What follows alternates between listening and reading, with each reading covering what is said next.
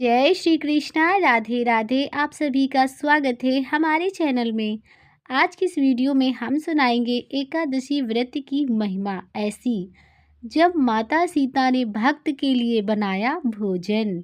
भगवान भक्त के लिए क्या कुछ नहीं करते।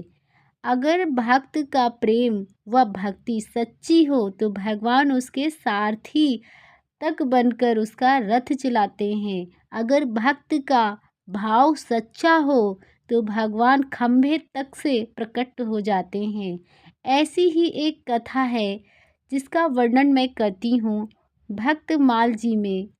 जब एक भक्त के लिए माता सीता ने बनाई थी रसोई।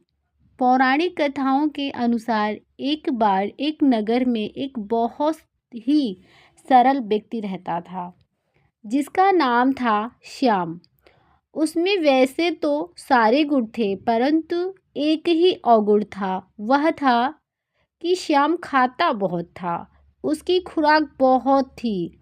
वह अकेला ही 10 लोगों का भोजन खाने में सक्षम था। एक बार उसके परिजनों ने उसकी इस आदत से परेशान होकर उसे घर से बाहर निकाल दिया। उसे कुछ समझ नहीं आया। उसे फिक्र थी तो बस भोजन की।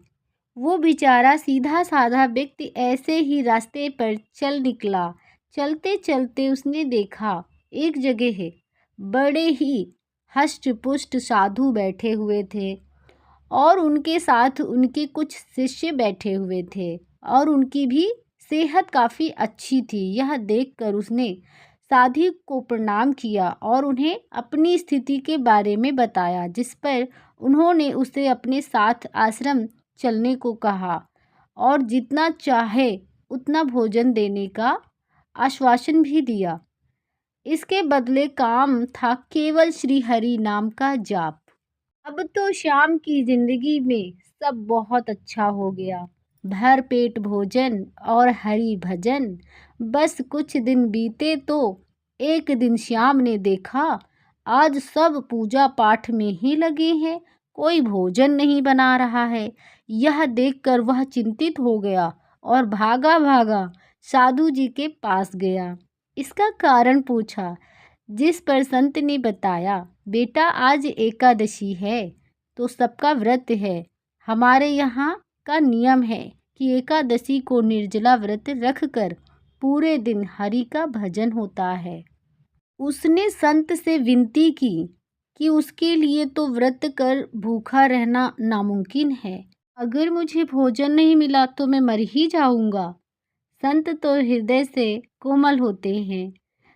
संत महाराज जी ने एक युक्ति बताई कि वह जरूरी सामग्री अपने साथ ले जाए और वन में जाकर भोजन बनाए और खाए, परंतु पहले प्रभु राम को भोग लगाए तभी प्रसाद पाए। यह कहकर उसे 20 किलो आटा आदि देकर वहां से विदा कर दिया। उसने वन में जाकर भोजन तैयार किया एवं गुरु आज्ञा से भोग लगाने लगा। राजा राम जी आओ, प्रभु राम जी आओ, मेरे भोजन का भोग लगाओ। इधर भगवान ही सच में माता सीता सहित उसके सम्मुख प्रकट हो गए। उसका भोजन खाने लगे। भगवान ने उसके लिए थोड़ा सा ही छोड़ा और अंतर ध्यान हो गए। अब उसने जैसे तैसे बचे हुए भोजन से पेट भरा और वापस आ गया। समय बीता, दूसरी एकादशी आई। इस बार उसने कहा कि मुझे 20 किलो आटा कम पड़ा, 40 किलो आटा और बाकी सामग्री दो। संत ने सोचा इसका पिछली बार पेट नहीं भरा होगा इसीलिए मांग रहा है, सो दे दिए। वो फिर वन में आया, भोजन बनाया और भगवान को बुलाने लगा। राजा राम जी आओ, सीता राम जी आओ, मेरे भोजन का भोग लगाओ। भगवान प्रकट हुए और इस बार माता सीता और साथ में भाई लक्ष्मण को भी ले आए। तीनों ने भोजन किया तो अब दोबारा शाम के लिए थोड़ा सा ही बचा। उसने बचा हुआ खाया और आश्रम को लौट आया। कुछ दिनों बाद पुनः एकादशी और उसने फिर से राशन मांगा और बोला, गुरुजी, आपने केवल राम जी को भोजन कराने को कहा था, वहाँ तो पूरा परिवार आने लगा है, आटा कम पड़ता है। इस बारे में मुझे 60 किलो आटा दो। अब गुरुजी 60 किलो आटा सुनकर तो संत को भी चिंता हुई। कहीं यह झूठ तो नहीं बोल रहा है, भगवान थोड़े ना आते हैं भोजन करने, यह आटे को बेच देता होगा। यह फिर सोचकर संत ने उसे आटे को 60 किलो तो दे दिया, परंतु उसका पीछा करने का निश्चय किया। इधर आज वन आकर उसने भोजन बनाए बिना भगवान को बुलाया, सीता राम जी आओ, लक्ष्मण भैया आओ, राम जी आओ, मेरे भोजन का भोग लगाओ। परंतु आज तो प्रभु श्री सीताराम अपने तीनों भाइयों और हनुमान जी सहित पधारे। उन्हें देख श्याम ने उन्हें प्रणाम किया और बोला, देखो प्रभु, मैं ठहरा आलसी जीव, मुझसे खुद के लिए ही भोजन नहीं बनता और आप पूरा खानदान लेकर आ जाते हो, अंत में मिलता मुझे कुछ भी नहीं है। तो लो, यह रहा राशन, खुद बनाओ और खाओ। यह सुनकर भगवान राम मुस्कुराए और सभी काम पर लग गए। हनुमान जी को लकड़ी लाने भेजा, भरत शत्रुघ्न ने सब्जी काटी, माता सीता ने रोटी बनाई और लक्ष्मण ने उनकी सहायता की। माता सीता इधर गुरु जी भी यह सब देख रहे थे।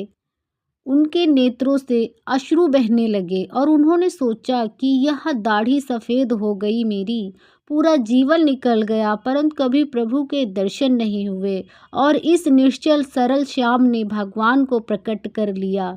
उधर माता सीता ने रसोई बनाई, सभी ने बड़े प्रेम से भोजन पाया और भगवान श्री राम भगवान ने श्याम को आशीर्वाद देकर वहाँ से अंतर ध्यान हो गए।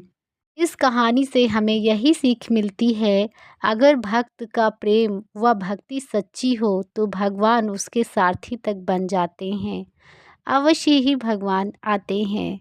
जय श्री कृष्णा, राधे राधे। ऐसी ही वीडियो देखने के लिए हमारे चैनल को सब्सक्राइब करें और कमेंट बॉक्स में बताएं कि आपको यह कथा कैसी लगी। अगर आपको ऐसी कथाएं अच्छी लगती हैं तो लाइक करें, सब्सक्राइब करें, कमेंट करें।